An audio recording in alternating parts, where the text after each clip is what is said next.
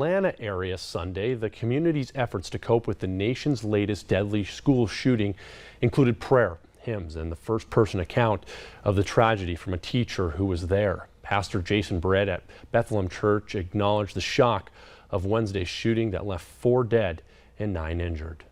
Many of us in this room are deeply connected to that high school. Our students go there, our kids are going to go there, our kids went there, we teach there.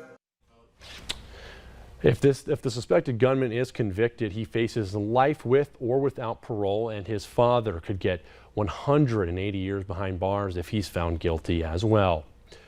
The Harford County Sheriff's Office identified the student accused of shooting and killing his classmate at a high school Friday.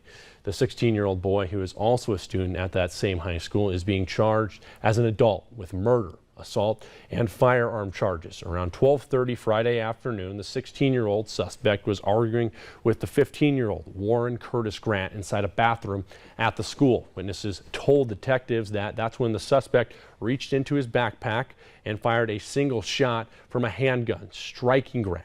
Grant was transported to a local hospital where he later died. Well, check this video out. This video shows Dolphins star receiver Tyreek Hill briefly detained by police near Hard Rock Stadium. Hill was detained by police hours before the team's home opener. A senior law enforcement source told CBS News Miami that Hill was detained after he was stopped for reckless driving by Miami-Dade police. The officer who arrested Hill is now on administrative leave. Sounds like the Scotty Scheffler situation there. Well, Grammy-winning hip-hop artist Kendrick Lamar will perform during the Super Bowl halftime show.